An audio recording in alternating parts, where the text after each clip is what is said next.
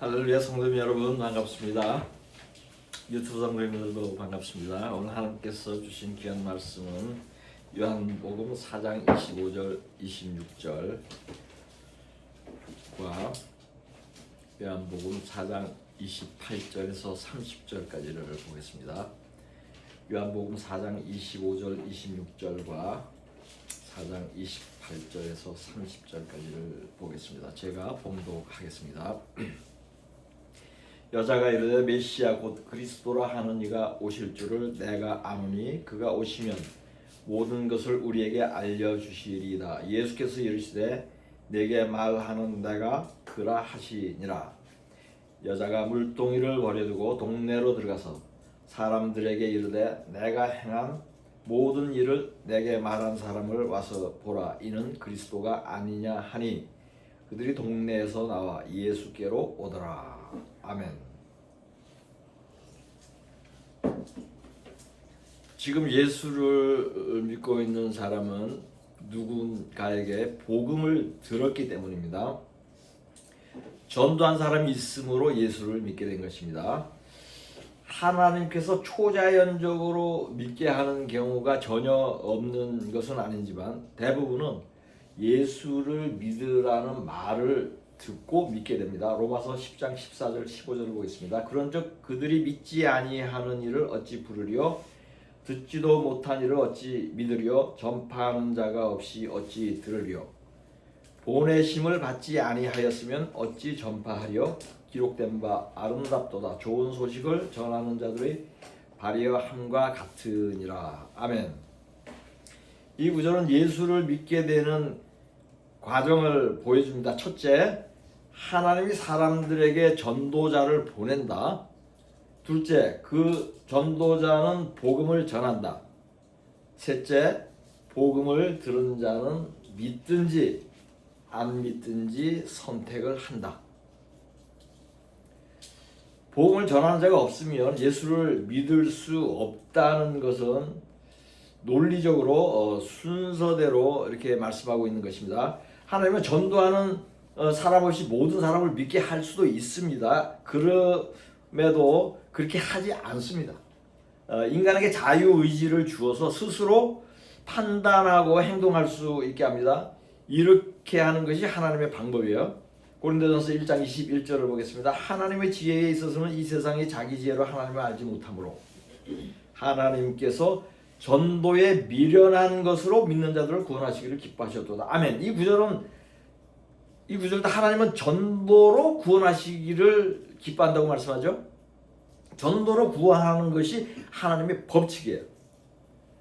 전도하는 사람을 보내기는 하지만 복음을 듣고 믿는 것은 본인의 선택으로 남겨놓았습니다. 하나님은 인격적이므로 인간의 의지를 존중합니다.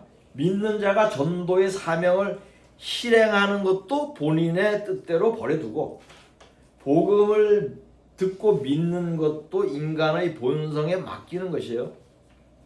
그러나 순종하지 않은 책임을 묻고 상벌을 내리는 것은 하나님의 주권입니다. 하나님을 강권적으로 믿게 하는 경우도 있습니다. 이것은 인간의 자유의지를 무시한 것이에요. 인간에게 자유의지를 주신 것은 보편적인 원칙이지만 예외적으로 행하실 때도 있습니다. 이것도 하나님의 주권이에요. 바울이 예수를 믿은 것이 이에 해당하죠. 예수 믿는 자를 잡아가고 죽이려 하던 사울을 순식간에 성령을 부어줘 예수를 전하는 바울로 바꿔버렸습니다. 하나님이 이렇게 한 이유는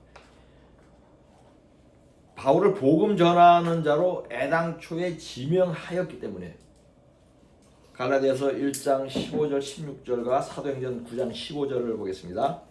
그러나 내 어머니의 태로부터 나를 택정하시고 그의 은혜로 나를 부르신 이가 그의 아들을 이방에 전하기 위하여 그를 내 속에 나타내시기를 기뻐하셨을 때에 내가 곧 혈육과 의논하지 아니하고. 아멘. 주께서 이르시되 가라. 이 사람은 내 이름을 이방인과 임금들과 이스라엘 자손들에게 전하기 위하여 택한 나의 그릇이라. 아멘. 이처럼 하나님이 특별히 쓰실 사도나 선지자나 목사는 바울처럼 어머니의 태에 있을 때부터 예정을 하십니다. 이러한 사람들에게는 본인의 자유의지와 상관없이 하나님이 강권적으로 자신의 종이 되게 합니다. 회개하게 하고 성령을 부어주십니다. 사도행전 9장 17절에서 20절까지를 보겠습니다.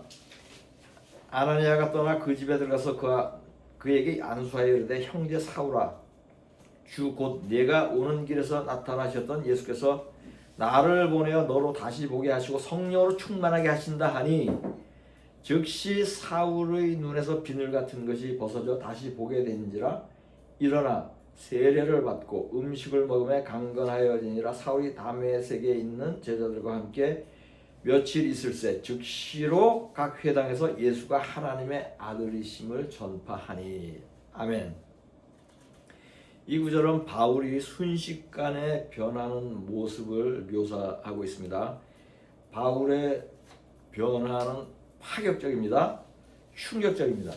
바울은 예수를 믿는 자를 가는 자에서 불과 며칠 만에 예수의 복음을 전하는 자로 변화된 것입니다.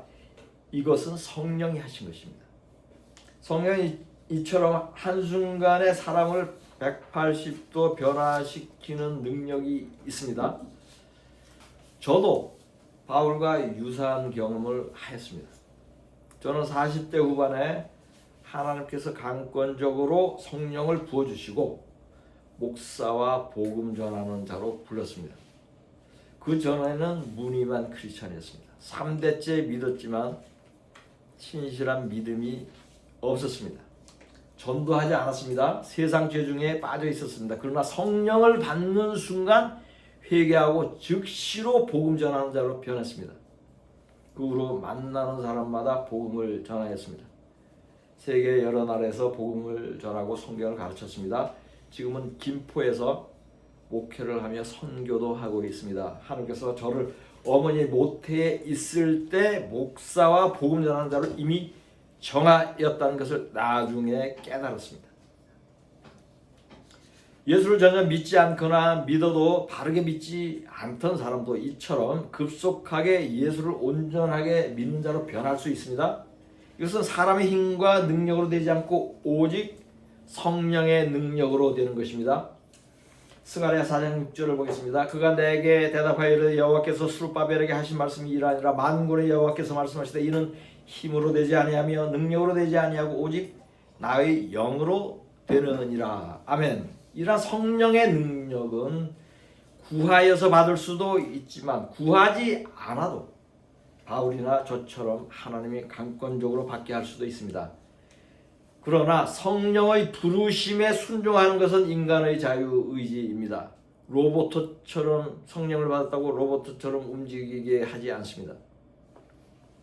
바울과 12제자는 성령을 받은 후 평생 성령에 매어 순종하였습니다. 저도 성령을 받은 후 하나님의 콜링에 순종하여 온 지 20년 가까이 되었습니다.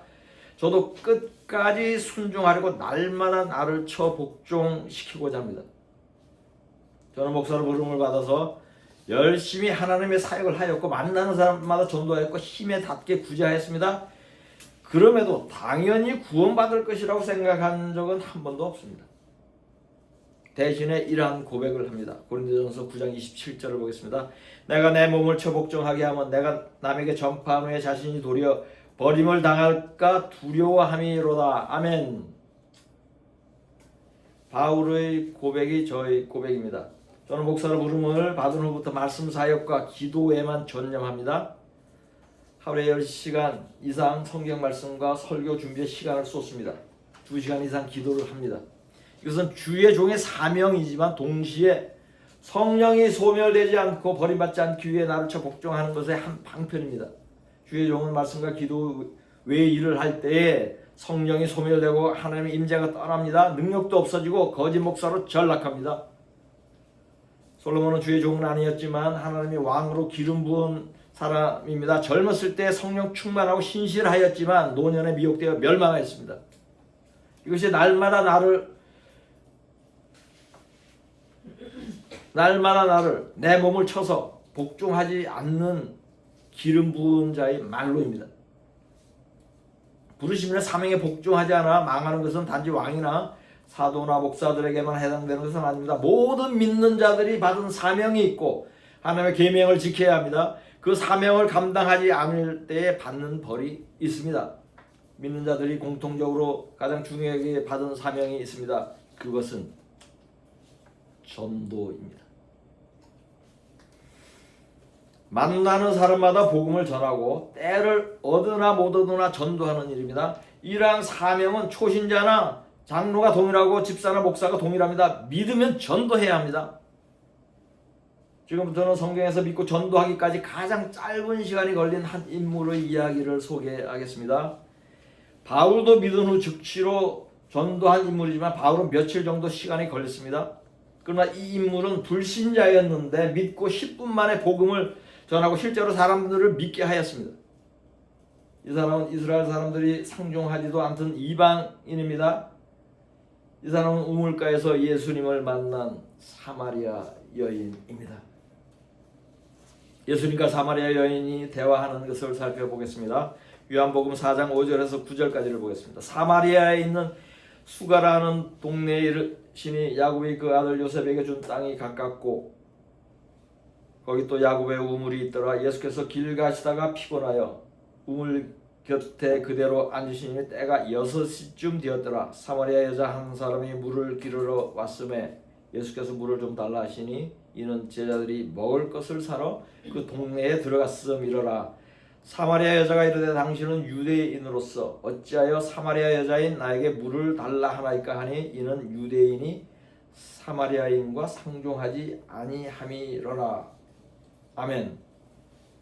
예수님이 갈릴리로 가는 길에 사마리아에서 우물물을 길던 한 여인을 만났습니다. 예수님이 그 여인에게 물을 달라고 요청을 하면서 예수님과 사마리아 여인과의 대화가 시작되었습니다. 사마리아 여인은 이스라엘 사람은 사마리아 사람과 상종하지 않는데 어떻게 자신에게 물을 달라고 하느냐고 물었습니다. 그러자 예수님은 내가 누구인 줄 알았으면 네가 나에게 생수를 구하여 받았을 것이라고 말씀합니다. 사마리아 사람을 상종하지 않는 이유는 사마리아는 북이스라엘의 도시였죠. 북이스라엘은 아수르에게 멸망해서 대부분의 유대인들이 먼 곳으로 추방되고 소수의 유대인들만 남았고 거기에 이방인들이 많이 들어왔기 때문에 유대인들이 약간은 섞여 있지만은 이방인들이 많이 살고 있었고 또 유대인들도 이방인들과 섞여 있기 때문에 근본이 유대인이라 하더라도 그냥 이방인으로 간주를 했어요. 그래서 사마리아 사람들을 상종을 하지 않은 것입니다. 요한복음 4장 10절에서 12절까지를 보겠습니다. 예수께서 대답하여 이르시되 내가 만일 하나님의 선물과 또 내게 물 좀 달라 하는 이가 누구인 줄 알았더라면 내가 그에게 구하였을 것이요 그가 생수를 내게 주었으리라. 여자가 이르되 주여 물 기를 그릇도 없고 이 우물은 깊은데 어디서 당신이 그 생수를 얻겠사옵나이까. 우리 조상 야곱이 이 우물을 우리에게 주셨고 또 여기서 자기와 자기 아들들과 짐승이 다 마셨는데 당신이 야곱보다 더 크니이까. 아멘. 예수님이 생수를 줄 수 있다고 말씀하자 이 여인은 당신은 두레박도 없는데 어떻게 물을 길어주겠느냐고 반문을 한 것입니다. 예수님은 성령을 생수에 비유하여 한 말씀인데 이 여인은 그것을 이해하지 못했죠. 그러자 예수님은 다시 성령을 생수에 비유하여 말씀합니다. 요한복음 4장 13절 14절을 보겠습니다. 예수께서 대답하여 이르시되 이 물을 마시는 자마다 다시 목마르려니와 내가 주는 물을 마시는 자는 영원히 목마르지 아니하리니 내가 주는 물은 그 속에서 영생하도록 솟아나는 샘물이 되리라. 아멘. 이 구절의 말씀은 문자대로 보면 성령을 물에 비유한 단순한 말로 이해할 수 있지만 실제로는 엄청난 예언의 말씀입니다. 왜냐하면 이 말씀은 그리스도께서 우물가의 여인으로 상징되는 교회에 성령을 부어줄 것을 예언한 것이기 때문입니다. 이 예언은 예수님이 승천하기 전에 제자들에게 성령 부어주기로 한 약속보다 훨씬 먼저 한 것입니다. 주님께서 성령 강림을 12제자도 아니고 이스라엘 사람도 아닌 이방인으로 여겨지던 사마리아 여인에게 알린 것입니다.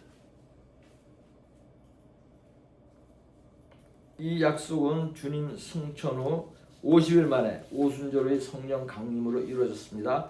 그리하여 성령이 다스리는 최초의 교회가 탄생한 것이며 동시에 사마리아 여인에게 한 예언적인 약속도 성취된 것입니다. 이러한 깊은 영적인 의미가 담겨 있습니다. 사마리아 여인은 예수님의 영적인 이야기를 이해하지 못했습니다. 처음에. 그러나 예수님과 대화를 이어감에 따라 점점 영적인 것을 깨닫게 되며 믿음이 자랍니다. 그러한 과정을 살펴보겠습니다. 이 여인이 예수 그리스도를 만나는 과정을 다시 한번 보겠습니다. 처음에 예수님이 이 여인에게 말을 걸을 때 이 여인은 예수님을 주라고 불렀는데 이것은 선생님이라는 호칭이에요. 라바이, 선생님. 요한복음 4장 11절을 보겠습니다. 여자가 이르되 주여 물기를 그릇도 없고 이 우물은 깊은데 어디서 당신이 그 생수를 얻겠사옵나이까. 아멘. 이 여인은 예수님을 보통의 이스라엘 사람으로 본 것입니다. 그런데 대화가 어느 정도 진행된 후에 예수께서 그녀의 남편에 관한 것을 알아맞히자 예수님을 선지자로 이해하죠. 제대로 이해하기 시작한 것입니다. 요한복음 4장 18절 19절을 보겠습니다. 너에게 남편 5이 있었고 지금 있는 자도 내 남편이 아니니 내 말이 참되도다. 여자가 이르되 주여 내가 보니 선지자로소이다. 아멘. 그리고 예수님과 대화를 마친 후에는 예수께서 그리스도인 것을 깨닫습니다. 요한복음 4장 29절을 보겠습니다. 내가 행한 모든 일을 내게 말한 사람을 와서 보라. 이는 그리스도가 아니냐 하니. 아멘.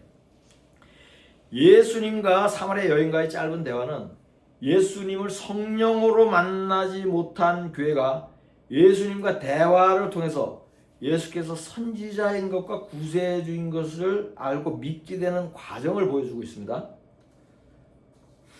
다음은 이 여인의 믿음의 변화 과정을 살펴보겠습니다. 이 여인의 믿음의 변화와 그에 따른 행위는 그리스도의 교회들에게 일어날 일들의 그림자입니다. 이 여인은 기본적으로 메시아가 올 것이라는 믿음은 있었어요. 요한복음 4장 25절을 보겠습니다. 여자가 이르되 메시아 곧 그리스도라 하는 이가 오실 줄을 내가 아노니 그가 오시면 모든 것을 우리에게 알려주시리다. 아멘. 그러나 메시아를 기다리고 있음에도 불구하고 참된 믿음의 소유자는 아닙니다. 요한복음 4장 22절 23절을 보겠습니다. 너희는 알지 못하는 것을 예배하고 우리는 아는 것을 예배하노니 이는 구원이 유대인에게서 남이라. 아버지께 참되게 예배하는 자들은 영과 진리로 예배할 때가 오나니 곧 이때라. 아버지께서는 자기에게 이렇게 예배하는 자들을 찾으시느니라. 아멘. 이 말씀은 주님께서 사마리아인들이 참된 예배를 드리지 않고 있음을 지적하고 있습니다. 사마리아 여인의 믿음이 온전하지 못한 것을 상징적으로 말씀한 것이죠. 이것은 지금의 교회에게 주는 메시지이기도 합니다. 예배를 드리고 예수를 믿는다고 말하나 진정한 믿음과 참된 예배가 결핍되어 있는 것입니다. 그러나 이처럼 믿음이 거의 없는 여인에게도 영원히 솟아나는 샘물에 대한 갈증이 있었습니다. 그래 예수님과 대화를 솔직하고 거짓 없이 나눕니다. 그리고 예수님을 선지자로 그리스도로 알아가면서 영적인 것을 이해하고 믿음이 자랍니다. 그런 후에 이 여인이 한 행동은 놀랄만합니다. 요한복음 4장 28절에서 30절까지를 보겠습니다. 여자가 물동이를 버려두고 동네로 들어가서 사람들에게 이르되 내가 행한 모든 일을 내게 말한 사람을 와서 보라. 이는 그리스도가 아니냐 하니 그들이 동네에서 나와 예수께로 오더라. 아멘. 이 장면이 예수님과 사마리아 여인과의 그 만남의 클라이막스입니다. 이 여인은 믿음이 생기는 순간 복음을 전합니다. 믿고 한 달 후도 아니고 일주일 후도 아니고 하루 후도 아닙니다. 믿음이 들어온 즉시 복음을 전하는데 한두 사람에게도 아니고 온 동네 사람들에게 다 전합니다. 이 여인은 그 마을에서 소외된 사람이고 따돌림을 받은 사람이며 가십의 대상인 사람이에요. 성경에서 말하는 6씨는 정오예요. 정오에 혼자 물 길러 갔어요. 보통 아침 일찍 여럿이 같이 갑니다. 그러니까 소외된 것을 알 수가 있죠. 그럼에도 불구하고 진리인 그리스도를 만나자 마치 부끄럽고 두려운 것 없이 복음을 전합니다. 또한 이 여인은 하루의 생활에 꼭 필요한 소중한 물을 길러 온 사람입니다. 그럼에도 불구하고 물동이를 버려두고 복음부터 전한 것입니다. 복음 전하는 것이 생계보다 더 급하고 중요한 일이 되어버렸습니다. 살펴본 대로 사마리아 여인이 예수님과 대화를 통해 믿게 되는 과정과 믿게 된 후에 취한 행동은 매우 충격적입니다. 이 일은 모든 믿는 자들의 귀감이 되어야 하고 모든 교회의 표본이 되어야 하는 것을 보여주는 위대한 사건입니다. 우물가의 여인의 스토리는 참교회의 드라마틱한 탄생과 파격적인 거듭남을 속도감 있게 보여줍니다. 어떻게 불과 몇 분 만에 거의 불신자가 예수를 믿고 영생을 사모하여 자신의 삶을 내려놓고 복음 전하는 자가 될 수 있겠습니까? 위에 짧은 구절이 성령이 다스리는 교회는 불신자가 믿고 거듭나서 복음 전하는 자가 되는 과정이 길지 않다는 것을 잘 예시하고 있습니다.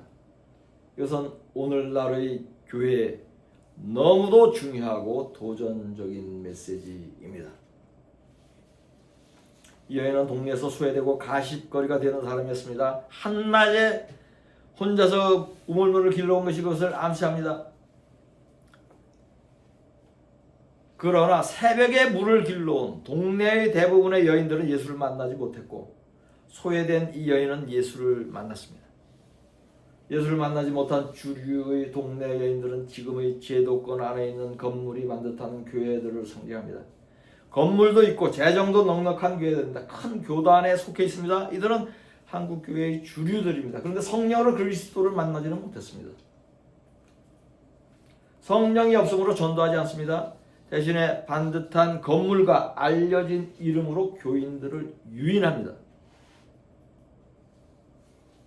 전도하는 교회는 성령으로 그리스도를 만난 교회들입니다. 이러한 교회들은 우물가의 여인처럼 소외되었고 겸손합니다. 보일만한 것이 없습니다. 건물도 속한 교단도 없습니다. 그러나 정직하고 순결합니다. 그래야 예수 그리스도를 우물가에서 만납니다. 그런 후 즉시 복음을 전합니다. 모든 재정을 털어서 전도합니다. 이들은 삶을 내려놓고 물동이를 내려놓고 전도부터 합니다. 이들은 전도하지 않으면 견딜 수 없습니다. 온 동네에 다 전하고 유대와 이스라엘과 땅끝까지 전합니다. 주님이 곧 오십니다. 그날에 많은 교회들이 들림받지 못하고 남겨질 것입니다. 성경은 주님 오시는 날에 많은 사람들이 애곡을 한다고 말씀합니다. 들림받을 줄 알았던 주류 교회들이 남겨져서 통곡하는 것입니다. 그러니 여러분은 어떤 교회가 되어야 하겠습니까? 아직도 주류의 일부가 되고 싶습니까? 계속 전도하지 않겠습니까? 물동이 나르는 일만 하겠습니까? 그날에 휴거되는 성도는 물동이를 버려두고 예수의 복음을 전하는 성도들입니다. 본문 말씀으로 설교를 마치겠습니다. 여자가 이르되 메시아 곧 그리스도 하는 이가 오실 줄을 내가 아노니 그가 오시면 모든 것을 우리에게 알려주시리라. 예수께서 이르시되 내게 말하는 내가 그라 하시니라. 여자가 물동이를 버려두고 동네로 들어가서 사람들에게 이르되 내가 행한 모든 일을 내게 말한 사람을 와서 보라. 이는 그리스도가 아니냐 하니 그들이 동네에서 나와 예수께로 오더라. 아멘.